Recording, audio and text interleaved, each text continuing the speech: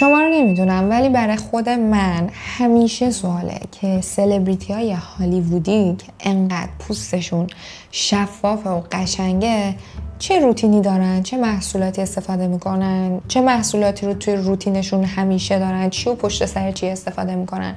به خاطر همین تصمیم گرفتم اینجا امروز بیام با شما روتین پوستی کندال جنر رو که برای مجله ووگ فیلم برداری کرده و یاد داده به همه که چه روتین پوستی رو انجام میده قبل از اینکه میکاپش رو شروع کنه یا همینطوری تو حالت عادی وقت میخواد روزش رو شروع کنه چه روتینی رو دنبال میکنه، اونو با هم دیگه انجام بدیم و من روی صورتم انجامش بدم که هم یاد بگیریم و هم یه حال خوبی قشنگ من به پوستم بدم. البته الان میکاپ روی صورتمه چون داشتم یه ویدیوی اینستا میگرفتم و این سایه خیلی خوشگل یادتون دادم اونجا، ولی الان موهامو جمع میکنم، اینو پاک میکنم و بعد میریم که روتینمون رو شروع کنیم. من اول خب میدونم الان قیافم شبیه قارچ شد که این حوله رو زدم ولی مجبورم چون که نماله به موهام، چون تازه از همون اومدم و دوباره طاقتش رو ندارم موهام خراب شه بخوام برم همون.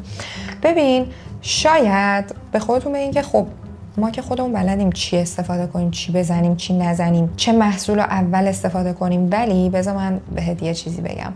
تجربه ما همش باید در حال یاد گرفتن باشیم هر چیزی رو، به خاطر اینکه حالا من الان راجع به این تخصص خودم صحبت میکنم که میکاپ و اسکین کیر و ایناست. ببین من خیلی وقتا شده یه چیزی رو خودم بلد بودم با یه روشی انجام میدادم و خیلی هم باش اوکی بودم، ولی رفتم سرچ کردم دیدم که مثلا یه میکاپ آرتیست دیگه یا یه سلبریتی هالیوودی یا یه میکاپ آرتیستی که سلبریتی های هالیوودی رو آرایش میکنه مخصوصا، چون اونا خیلی همیشه باید آپدیت باشن، رو ترند پیش برن و همیشه اونا خفن ترین و جدیدترین تکنیکا رو استفاده میکنم و واقعا ازشون یاد گرفتم. بعد دیدم که این چقدر بیشتر از تکنیک خودم جواب میده، چقدر راحت تره، چقدر سریع تره و دیگه از اون به بعد همون تکنیک رو رفتم جلو. یا مثلا توی اسکین کیر خب شما یهو میبینی این چه محصولیه، مثلا این داره استفاده میکنه، من چرا تا حالا نمیدونستم اصلا این محصول کاربردش چیه، یا من اینو این مدلی استفاده میکردم الان از این به بعد میتونم این یکی مدل رو پیش ببرم. بنابراین هر چقدرم که من بلدم که یه کاری رو چجوری انجام بدم، بازم ترجیح میدم که بعضی وقتا نگاه کنم دنبالش برم، شاید راههای جدید، محصولات جدیدی برون باز بشه. به نظرم هم شما هم همین کار کنین.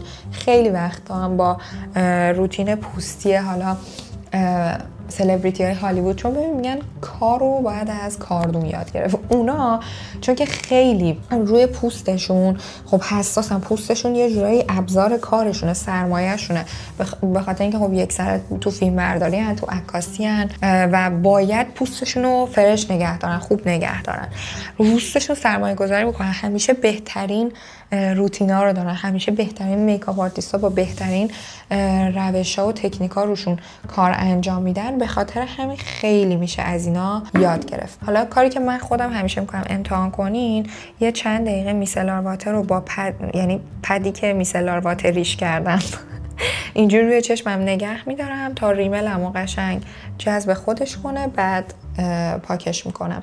به خاطر اینکه هی اینجوری بخوام برم بیام که خب چشمم خط میفته دیگه. وای هیچ حسی مثل این نیستش که یه عالمه میکاپ تو یهو پاک کنی. اصلا عین وقتی که لباس تو در میاری، مثلا سوتن تو در میاری، بدنت احساس آرامش و آزادی میکنه، دقیقاً همون حالت رو من با میکاپ دارم که بدنم احساس، صورتم احساس آزادی و لختی میکنه. خیلی حال میده. خب بریم ببینیم کندال با چی شروع میکنه. And I am back for my 4th Vogue Beauty Secrets video. I am so ready for this, you have no idea. This is about to be the best glam look you've ever seen in your life. Okay. خب تا اینجا میبینیم که کندال با یه پچ دور چشم طلایی رنگ شروع کرده و از قضا من یه پچ دور چشم طلایی رنگ دارم که برای لیفت و شادابی دور چشمه، برای اینکه هم شاداب کنه، آبرسانی کنه، اون اگه پفی چیزی دور چشمتون دارین از بین ببره، مخصوصا اول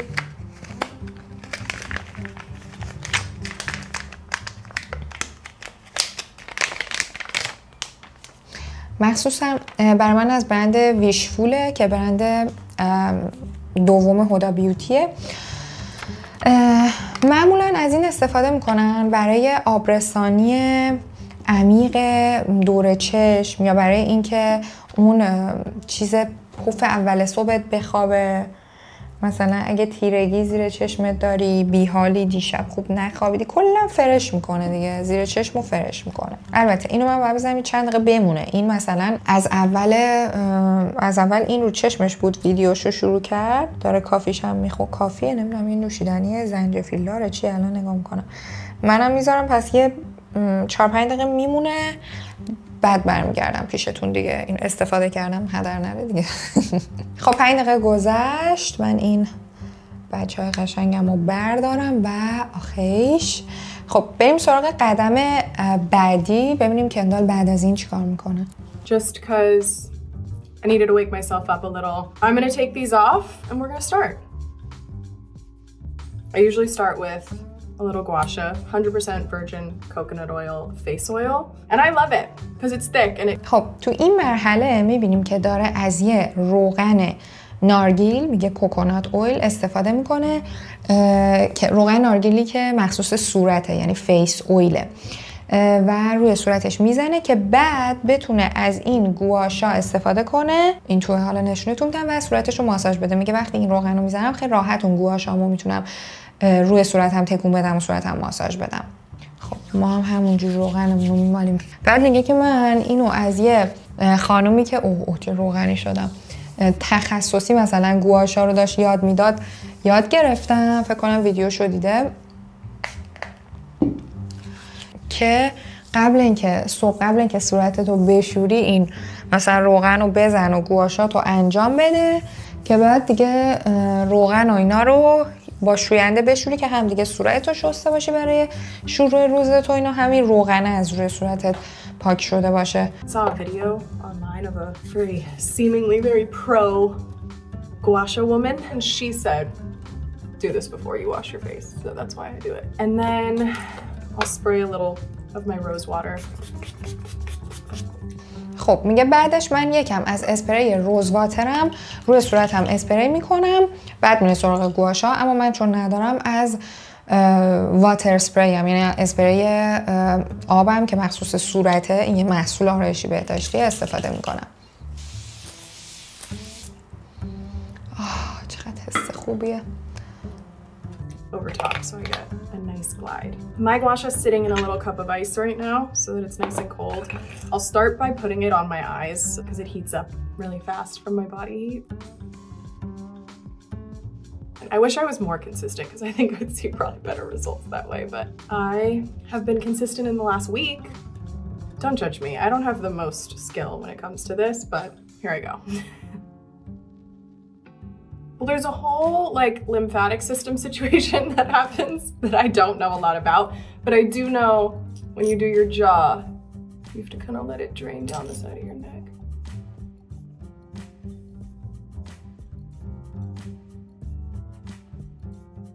I mean, I'm probably being... خب بچه گواشاشو توی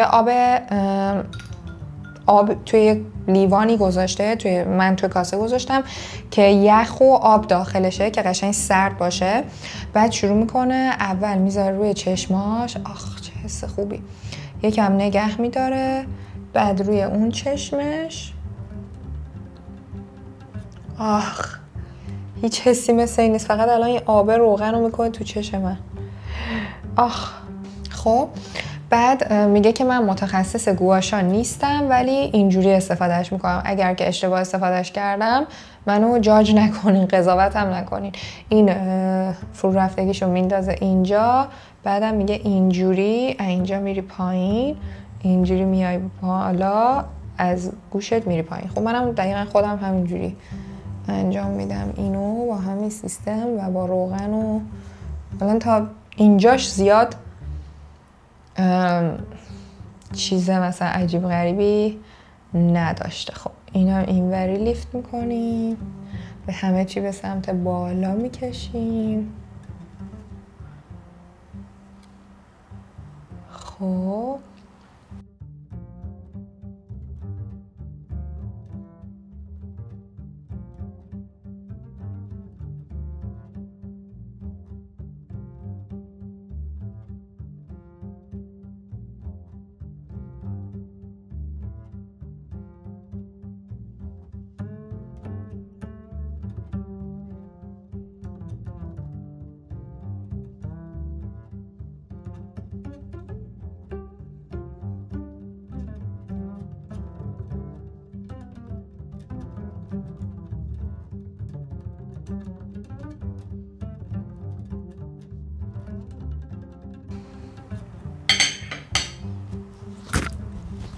اوکی، استپ بعدی قطعا اینا رو میشورم.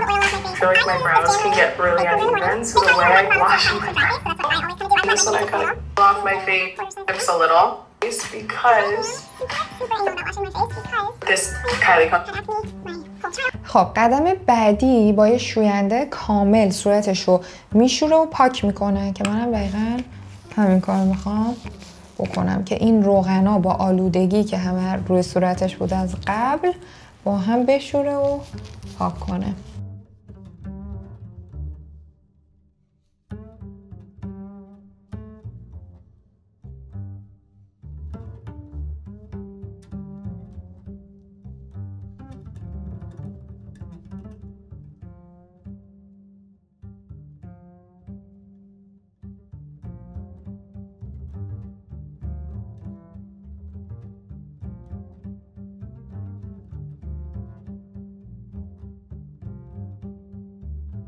خب بعدم صورتش رو با آب میشوره، من میرم این کار میکنم، برمیگردم. به به من برگشتم، فقط خیلی خشکم، لبام داره کشیده میشه. Butter, and I swear it's not because she's my sister. Like, this is really nice, so good for you, girl. It is so silky and smooth and really does its thing. I'm going to use this La Mer face cream. خب قدم بعدی میاد از لیپ بالم استفاده میکنه، اما از مال برند خواهرش استفاده میکنه و میگه که به خدا نمیگم خوبه فقط به خاطر اینکه خواهرمه، واقعا خیلی خوبه، من همیشه ازش استفاده میکنم. یه چیز خیلی مثلا میگه یه حس حریرتور و نرم و کره‌ای و باحالی داره. خب منم از لیپ بالم هم استفاده کردم. بچه شما نیاز نیست اصلا دقیقاً از همین محصولاتی که این داره استفاده میکنه یا من دارم استفاده میکنم استفاده کنید. شما هر محصولی که دارید، حالا اگر دارید توی خونه یا از نظر اقتصادی میتونین تهیه کنین یا برندی که فکر میکنین استفاده کردین قبلا فکر میکنین به صورتتون میسازه متناسب پوستتون، همونو استفاده کنین. بچه‌ها من بعدم از چیز استفاده میکنه، مرطوب کننده، که من از مرطوب کننده کلینیک استفاده میکنم. ببین توی روتین پوستی و اینا خیلی، حالا من اینو تو پیج اینستام خیلی گفتم، خیلی خیلی مهمه که شما محصولی که انتخاب میکنی محصولی باشه که متناسب پوستت باشه، متناسب نوع پوستت. یعنی اگر پوستت مثلا مختلط و چربه، یه مثلا آبرسانی نزنی که مخصوص پوست خشکه. اگه پوستت مثلا خشکه، یه مرطوب کننده نزنی، یه شوینده نزنی که مخصوص پوست چرب و مختلطه. این باعث میشه که اصلا پوست شما به هم بریزه، یعنی هیچ فایده که نداره اون روتین براتون، اون فقط بدتر میکنه همه چی رو. اوکی خب من تو این مرحله الان بعدش کرم دور چشمم بزنم. ببین همه میدونن من دیوونه اسکین کیرم، یعنی من دیوونه محصولات پوستی و رسیدن به پوستمم. به خاطر همین واقعا دستی بر آتش دارم توی این فیلد و این حوزه، یعنی قشنگ حرف برای گفتن دارم. میتونم به جرئت بگم که هر مدل پوستی داشته باشی من میتونم برات تبدیلش کنم از 0 به 100، یعنی کیفیت پوستتو انقدر میتونم خوب بکنم. ولی خب میگم دیگه، چون همیشه دنبال ترندهای جدید، محصولات جدید، چیزهای جدید هستم و تکنیک‌های جدید و تکنیک‌ها و محصولات جدید همه دست سلبریتی‌های هالیوودیه، یعنی اونا اولین کسایی هستن که اونا رو امتحان میکنن. به خاطر همین همیشه نگاهشون میکنم و خیلی ازشون یاد میگیرم. من توی مرحله کرم دور چشم میزنم، بریم ببینیم کندال چی میزنه بعدش. My skin journey has been up and down. I obviously have my good days and my bad days like everyone does. But I feel like I'm in a good place right now. I get like hormonal acne sometimes. I'll get like little breakouts when I'm around my period and stuff like that. So my last skincare product that I'm going to use today before I start my makeup is the Elta MD sunscreen. I love this. I've been using it for years. And sunscreen's super important. I always try and keep my face out of the sun. I'm really big on like hats and stuff these days, especially as I'm getting older and just learning more. قدم بعدی از ضد آفتاب استفاده می‌کنی. کرم دور چشم نزد، ولی من قطعاً توی این مرحله کرم دور چشم میزنم. پس ما هم از ضد آفتاب استفاده می‌کنیم. ببین میگه که خیلی زیاد دارم از ضد آفتاب استفاده می‌کنم، کندال میگه، من نمیگم. منم خیلی زیاد استفاده می‌کنم، ولی الان اون داره میگه. میگه به خاطر اینکه هر چقدر که سنم داره بیشتر میشه به این فکر میکنم که بیشتر مراقب پوستم باشم، بیشتر خودم رو از آفتاب دور نگه دارم، مثلا بیشتر کلاه میذارم، سعی میکنم آفتاب نخوره مثلا به پوستم، ضد آفتابم هم که همیشه میزنم. ببین اینو شدید باهاش موافقم.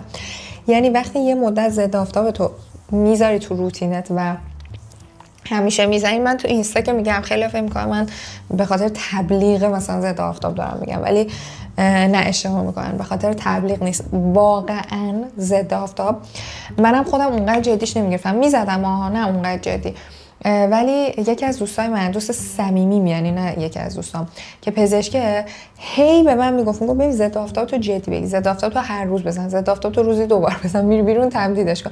انقدر گفت که من گفتم بابا این میگه لابد یه چیزی هست دیگه، و من شروع کردم منظم از ضد آفتاب استفاده کردم هر روز و همیشه، و تاثیرشو الان دارم بعد از 1 سال میبینم روی پوستم.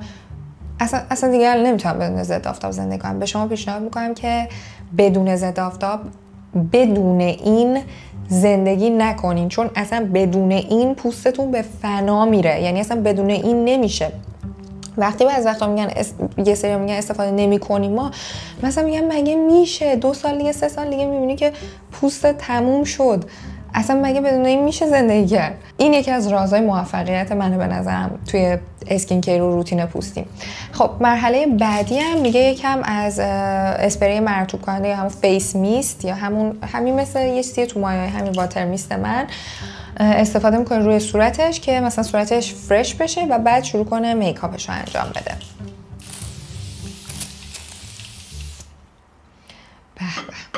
اینم از روتین پوستی کندال جنر وقتی که صبح از خواب بیدار میشه و میخواد روزش رو شروع کنه یا میخواد میکاپش رو انجام بده، قبلش این روتین رو انجام میده. من همه رو دوست داشتم، استپ بای استپش رو خیلی اوکی بودم باهاش، فقط اون کرم دور چشمش رو برای من یه باگده، یعنی من نمیتونم از روش بپرم. اینم از این. امیدوارم که این ویدیو رو دوست داشته باشین. اگر این مدل ویدیو رو دوست دارین بگین که من روتین پوستی سلبریتی های مختلف رو بذارم. بالاخره از هر کی یه چیزم یاد بگیریم همین میشه که یه متخصص میشیم مثلا توی این زمینه. دوستتون دارم، نظرتون رو حتما برام کامنت کنین و بگین که چقدر از این روتین رو انجام میدادین، اصلا روتین پوستی دارین ندارین، چقدر بهش توجه میکنین و توی ویدیوهای بعدی میبینم تو. بای بای.